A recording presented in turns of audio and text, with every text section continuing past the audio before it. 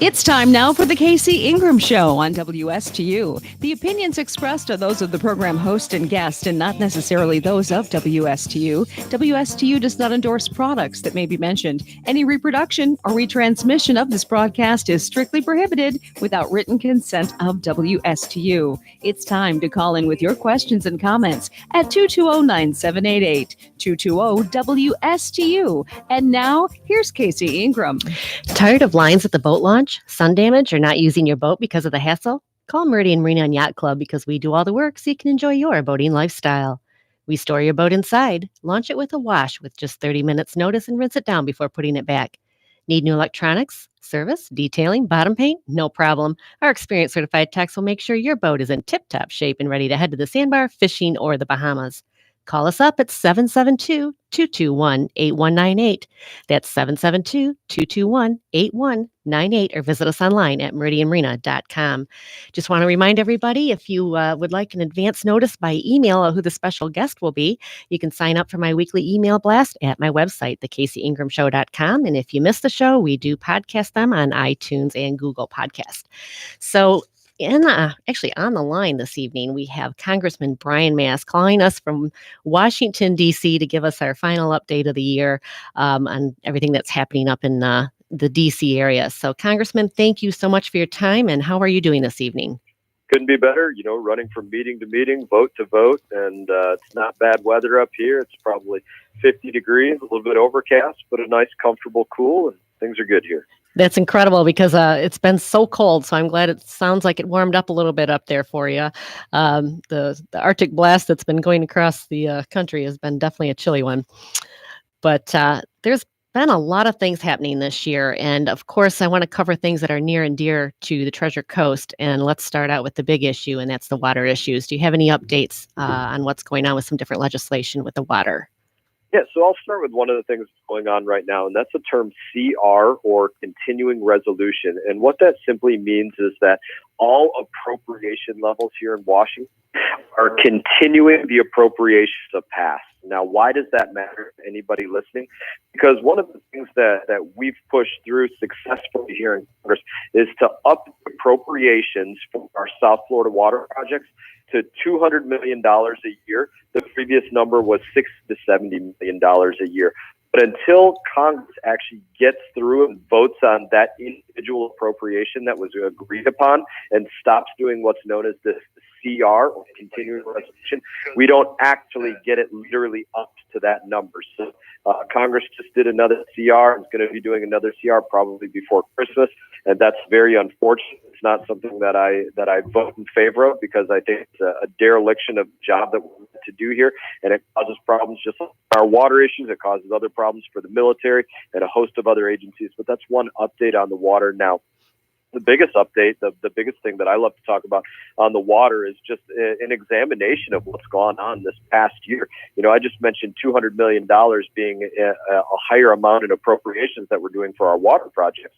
But one of the things that we got done this year didn't cost $1, not one taxpayer cent was spent to go out there and lower the levels of Lake Okeechobee before we got into hurricane season, where we had a Category 5 hurricane headed our direction, and we didn't have to get discharges because of those lower lake levels. That, like I said, it didn't cost a dime. It was good, smart management. We didn't have to wait 10 years to build something, and it was something that we're trying to work on again for next year, to just make sure that we can have the Corps and the Water Management District work to more justly manage the levels of Lake Okeechobee, so that they think about our waters they want to discharge to, and those on the West Coast, and all of the other needs as well, not just take us for granted that they can just dump water on top of us. And Congressman Mast, that is something that you have really done, is you're looking at an overall picture of how we can improve Lake O. There is no one silver bullet, so you have been focusing on different areas, and changing that lure schedule is certainly one of the components of that. It's definitely, one of the arrows in your quiver, as you can say. Yeah, last Congress, one of the things that we voted on was the Water Resources and Development Act. And I put through about a dozen pieces of things that matter to us back home into that very large bill. And one of them was to redo the Lake Okeechobee regulation schedule. The Corps has been out and about in the communities, and so many people in our community have gone out there and voiced their opinions and their concerns, which has been outstanding. That's going to be henceforth known as LOSOM, or Lake Okeechobee System Operating Manual. Very important, so that the Corps doesn't just look at recreation, irrigation, navigation, flood control, municipal drinking water supply, agricultural water supply, and those things, but they also look at what is their flexibility to manage levels of Lake Okeechobee, still use the water in a beneficial way, but not do it in a way where they're going to have to dump toxic water on top of our community. Now, the water might not always be toxic in Lake Okeechobee, but you want to put this into perspective. This is another thing that we fought for in this last year, was for several years asking the EPA, hey, you need to come up with a standard for what is toxic with microcystin and cyanobacteria. And finally, this past year, the EPA said, all right, stop bothering us, Congressman. We went out there, we did the science, and we decided that you should not come in contact with water that's greater than 8 parts per billion microcystin. Now, why does that matter? Because in 2018, when the Corps of Engineers was dumping water out of the lake and into our community, they were dumping water that was 495 parts per billion. Wow. Now, that's one of those things that say, listen, if you know you're going to have to dump toxic water on us, you know you're going to get rains in the summertime, you know that it's coming up into hurricane season, let's get the level of the lake a little bit lower than what you've been doing so that there's more room on the lake to buffer before discharges need to happen. And I'd make one more quick point on this, because there are people that don't like that idea of lowering Lake Okeechobee, not all year round, but moving into hurricane season when we know we get all this rain. And to those naysayers on that, I always ask one simple question, and it's this. Listen, looking at this year or any other year, how much more water would you have wanted on Lake Okeechobee moving into Category 5 Hurricane Dorian, where we didn't have discharges? Would you have wanted another 6 inches of water to put all those communities south of the lake at risk? Another foot of water? How much, if you wanted the lake managed differently, you're complaining that was managed too low, how much more water would you have wanted on the lake moving into that hurricane? Because the reality is, it was managed appropriately. There were not discharges. And if the lake would have been managed even a couple inches higher, there would have been massive discharges that would have still resulted in the lake getting lower, just with doing that irreparable harm to the coastal estuaries. The new LOSOM regulations, do you know when they are due to be enacted? Or I don't know if you vote on them or how that works, but do you know when they'll become in effect? We do not vote on them, and it's not a due date per se. Now, what the Corps of Engineers has said, I wrote into law that demand that says, listen, you need to start working immediately when we pass that on redoing this Lake Okeechobee regulation schedule. Because what was going to happen was the Corps of Engineers, this is largely centered around the repairs of the Herbert Hoover Dike that we got every dollar appropriated for. But they were going to start that LORS review process, redoing the lake was managed at the time that they completed all of those dike repairs in 2021, 2022. So the way that I put the script on that a little bit was to say, listen, you know what you're planning to accomplish with Herbert Hoover dike repairs.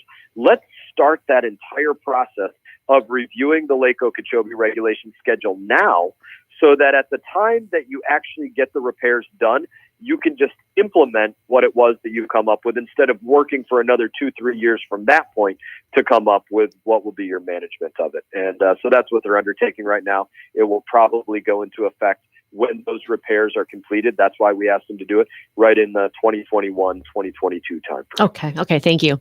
I want to move on to another topic that certainly is so near and dear to your heart, and that's veterans issues. And let me ask you first, it was very shocking earlier this year to hear that your office in the VA center, they were asking you to leave. And can you tell us how that turned out? Because I remember when you were here, a couple years ago, it was so exciting that you were putting the first office in the United States in a VA hospital.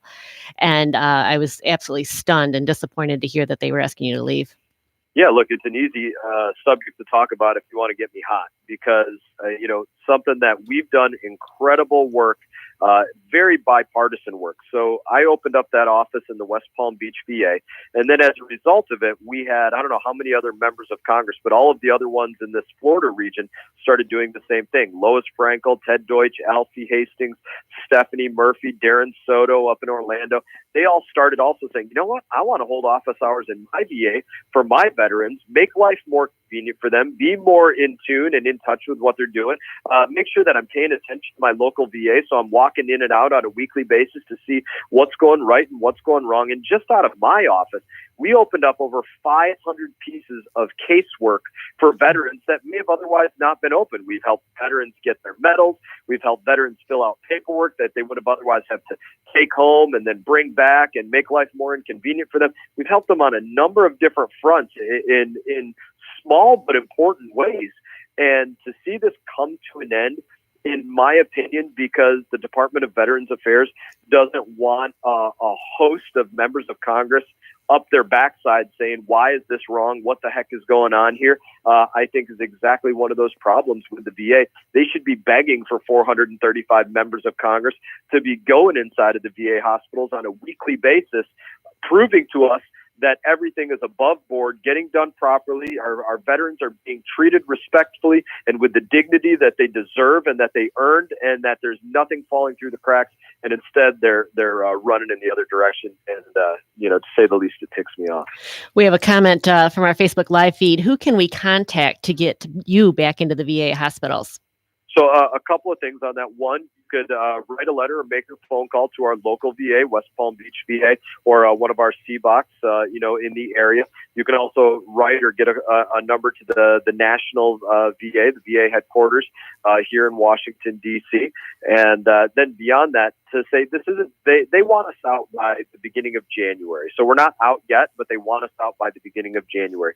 And even before they asked for this, I've been pushing a piece of legislation to say this needs to become something that every member of Congress has access to doing if they want to do it. And it's got a lot of bipartisan co-sponsors. We're still pushing it. And so I'm hopeful that even if we do ultimately get pushed out of the VA, that we will be able to codify it into law, that we get to return to the VA and every member of Congress gets to go into the VA in that way. So that's something that we're pushing. But please, if there's something that I could ask for, write to the VA, call your local VA and be like, what the heck is going on? Congress is supposed to have oversight of the VA. Let those members of Congress in there to serve the veterans and to make sure that everything's getting done right. Because we know historically everything has not been done correctly there. So, and Congressman Mast, we cannot support you more in this endeavor, because if there's one segment of our population that deserves all the respect and help that they can get, and to have our congressmen and women's ears, is certainly our veterans. And thank you, veterans. We just recognize Veterans Day, and thank you and all the veterans out there for their service. And I certainly hope this gets resolved the correct way, and that is that you and other congressmen and women are able to have their offices at the veterans hospitals. Yeah, your lips to God's ears. And I would say the same thing. As we're just past Veterans Day here. It was a great Veterans Day. Our communities always do such a great job with our Veterans Day parades, just honoring our veterans across the community. Incredible men and women who have gone out and served this country, and they make us proud. You said it very well. Veterans, we couldn't be more proud of you. Army, Navy, Marines, Air Force, Coast Guard. We love you. And from my office, anything that we can do, anything to help, reach out, let us know, and we'll do whatever we can to try to help you get over the finish line. You're here. And to that end, I know you just put out a press release that in the last week, the House passed 16 different pieces of legislation to help veterans and their families. Yeah, and this is something that whether you're looking at VA education benefits, which is a good amount of what we've done, this is something that we're constantly looking at these ways to say, okay, if you're a spouse of a veteran, how can we increase your access to services? If you're somebody that needs these education benefits, how can we make sure that there's nothing that's denied to you so that you can go out there and keep moving forward in life? And it kind of brings me to one of the other things that I'm working on, and that has to do with our Montgomery GI Bill. So veterans that come in today, they fall under something known as the Post-911 GI Bill. And previously, like when I first came into the military, I came in under Montgomery GI Bill. You actually pay into that program as a part of getting your education benefits. You have a stipend taken out of your check each month to pay into it. But veterans that didn't use that GI Bill, even though they paid into it on a monthly basis, if they didn't use it within about 10 years of ending their time in service, then they lost the benefit in total.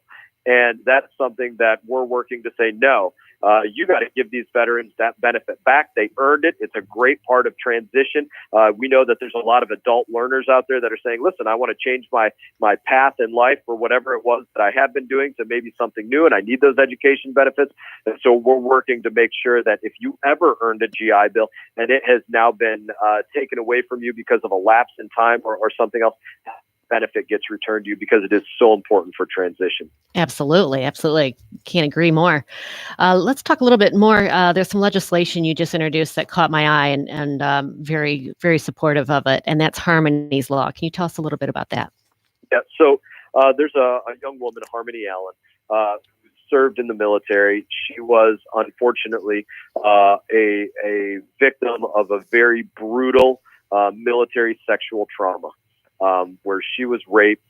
And what this law is all about is there was actually a hearing, a case that went before the military courts, the civilian military courts, where what it spoke about specifically was individuals that have already been convicted of their crimes. They've been tried by a jury of their peers and they have been found guilty. It's not something it's still under adjudication. They have been convicted. They're serving whatever their sentence may be. That in the military, there has never been a statute of limitations on these sort of crimes. And so what happened was that when this came about, the military court said, well, if we're codifying into law right now that there is no statute of limitations, then there must have previously been a statute of limitations. And so in that, they came up with this arbitrary 10-year, I want to say it was 10-year statute of limitations. I can't remember the exact number on it, that now lawyers were taking it and saying, well, for those people that were tried and convicted outside of this time frame, even though it never existed and it was never intended to exist, we're now going to try to appeal and have these individuals set free. And it has resulted in people being set free from, let's say, rape crimes like this. And this case is actually going before the Supreme Court next year. So let me put this in a much more personal way. You have somebody that has been convicted, let's say, of rape, tried, convicted by a jury of their peers. They're let out because there's folks arguing, hey, there's a statute of limitations that should have existed. It didn't exist, but it should have existed. So we're going to let them out. So now these individuals that were convicted, they're going to be let out. They don't register as sex offenders. They don't go out there. They can work in a school. There's individuals that are out there working in OBGYN office that maybe was a sex offender before or something like that. Any of these things can go out there and happen because these individuals don't have to register in the same way because of what's going on with what this court has undertaken. And so it's a very big issue. And this is something that we've been pushing through a larger piece of legislation known as the National Defense Authorization Act, or the NDAA. Very good. Very much support you in that as well. And, it's just a terrible loophole, I guess you could say, that certainly needs to be closed. You're exactly right. You think about the way this affects the lives of both men and women, to see their assaulters, number one, not have the justice served because they were set free before the time that was adjudicated. And then number two, the possible danger that it puts other people in folks not having to register. If it was somebody that was in the military, their ranks being returned, their retirements being returned, things like that. It's a very big issue. It is. Tell us a little bit about the mood in Washington, D.C. right now. Of course, with the impeachment proceedings going on, it must be mayhem up there, so to speak. Look, it's not mayhem. There's still some work getting done, not by any means the amount of work that should get done because of what exactly it is that you're alluding to, the differences that exist here surrounding, these, in my opinion, these sham impeachment investigations, of which I've had to be a part of. One of my committees is the Committee of Foreign Affairs, where for the last basically month, I was sitting down in the basement of the Capitol in an area known as the SCIF, where you go to view classified information, even though we weren't viewing classified information. No cameras, no media, nobody paying attention to the exact words that were being said by these individuals that are now testifying that you're watching on TV. I was down there doing those depositions with these individuals for the last month. And you saw, really, I could complain about the process of what went on, and I could complain about the content of what went on, but it's not helpful to getting the true work of running the United States of America, righting the ship of the United States of America for not just an election cycle or the next presidential term, but for decades to come with things like the U.S., Mexico, and Canada trade agreement, or large infrastructure bills, or things like that, things that need to get over the finish line to make sure that America holds its place as number one in the world. These things are not getting over the line because of this stuff that is wasting our time. Let's talk a little bit about some of your hot button issues as well. Let's start out, if you can kind of tell us if there's any legislation or where you're at with these issues. Securing our national defense. Yeah, so that's the big bill that does that is the National Defense Authorization Act. And one of the most dangerous things that can go on to our national defense is, in fact, what I just spoke about at the top of this show, was this continuing resolution that goes on, where there are very specific appropriations that are meant to go out there to defense, but they don't get out there for as long as we do these continuing resolutions. Very harmful. Probably the area that it's most harmful to is, in fact, our military and our national defense. So one of the big things that I fight against is trying to get rid of these continuing resolutions. It's unfortunate that they continue forward. Now, in terms of national defense, one of the big things that people were paying attention to recently was what went on with Syria, the Kurds, and Turkey. And one of the things that I've told people is this: for anybody that doesn't in Congress, whether Republican or Democrat, that doesn't want to see our troops withdrawn from these theaters of war, I ask that they do one thing, and that's this. There are things known in Congress known as war powers, or what's known as an authorized use of military force. The last time that this was done was after 9/11. So today, nearly 20 years later, we are operating under these powers to go to war from 9/11.